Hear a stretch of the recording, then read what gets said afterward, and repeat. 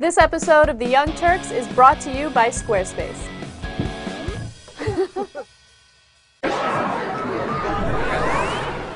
WikiLeaks gives us yet another important and interesting revelation. This time it's about Israel and how they are treating the territories in the Gaza Strip. After the 2008 pounding that the Gaza took, they, of course, did a blockade, etc., in that area. And we, had a sense that the Israelis were trying to limit things coming in, not just to prevent terrorism, but almost as a collective punishment to make sure that the people in Gaza did not get economically healthy or anything along those lines. Those suspicions have now been confirmed. These are cables that the American diplomats wrote back home as to what the true Israeli intentions are. Here is one of them. It says in 2008, as part of their overall embargo plan against Gaza, Israeli officials have confirmed to the U.S. Embassy economic officers on multiple occasions that they intend to keep the Gazan economy on the brink of collapse without quite pushing it over the edge. So the idea is, let's keep these guys prisoners. We control their borders. Let's keep them on the brink of economic collapse. To me, that's hideous. It's, as I said, it's collective punishment. It's saying, I don't care who's firing the rockets, even though actually they've already crushed them, and at that point, almost no one is firing rockets. I don't care. I'm going to crush you until, what? Maybe because I want to have an advantage in negotiations. If you're that desperate and you can't feed your family, maybe I'll get something better out of you in negotiations. And by the way, this was Ehud Olmert's government, which is actually less conservative than the current Israeli government. But that's not all. In January of 2008, one more thing from the cables. They said they want the coastal territory economy, quote, functioning at the lowest level possible, consistent with avoiding a humanitarian crisis.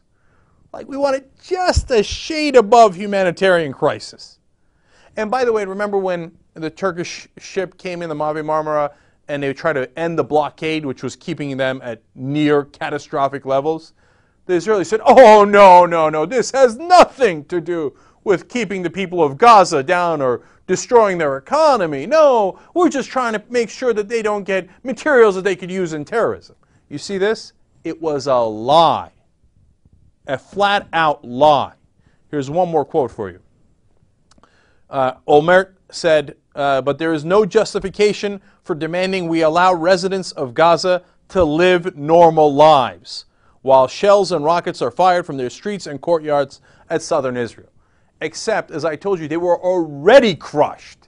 And there weren't that many rockets, if any at all, being fired in that stretch, let alone all the way to now. But that campaign has been consistent. Now we find out even Olmert has admitted some and publicly, and now we find out through the leaks that, in fact, yes, that was their stated goal, to crush the people of Gaza. Look, if you're in favor of Israel, you can't be in favor of this. You gotta step up and do the right thing. You gotta convince the people that are voting in Israel, this is not the right way to go. This is not what Israel should be about. This is atrocious, man. No matter how much you think you want to protect Israel, if this is what you think you have to do, I think you got to reevaluate. You got to reevaluate your priorities. And I'm going to go further. I got to be honest with you. I think you have to reevaluate your morals. If you think that keeping people just a shade above humanitarian crisis and catastrophe is the right way to go so you can gain a small advantage over them, that ain't right, man. If you think it's right, somewhere along the lines you slipped. You lost perspective. You need to regain that perspective. And I think the whole world has to help the people of Gaza. Enough with the occupation. This is madness. New sponsor at the Young Turks, Squarespace. They help you build websites. They've got 24/7 support, and they've built some of the largest websites in the world. They have an iPhone app, so you can edit your website on the go. TYT promo code. 10% off for the life of your order. Squarespace.